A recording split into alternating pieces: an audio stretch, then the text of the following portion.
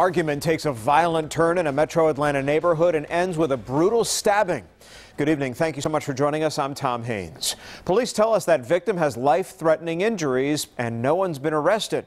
Let's get straight out to Fox 5 News Edge reporter George Franco, who's following the story for us. And George, we understand a person of interest is in custody.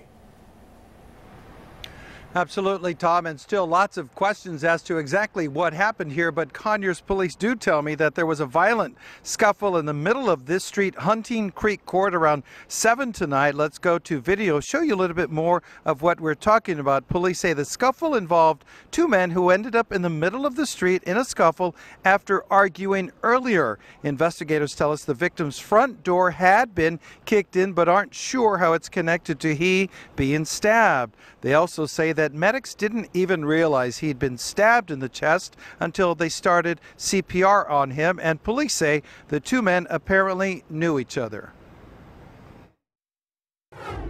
Did they know each other? Yeah, I believe they do know. It's a small community. I'm sure they knew each other. I don't know that for a fact. Do we know what the source of this conflict was? We do not know what the conflict was about. I don't know who would do that ever to him, but it's just sad that he got stabbed, and you can never know what could happen to someone like that. It just breaks my heart.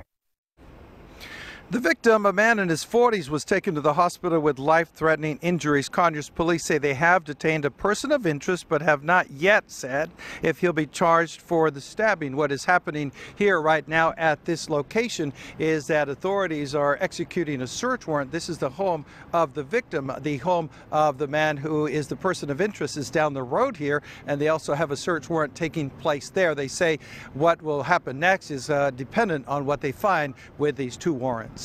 In Conyers tonight, I'm George Franco, Fox 5 News. How frightening for those neighbors. George, thank you.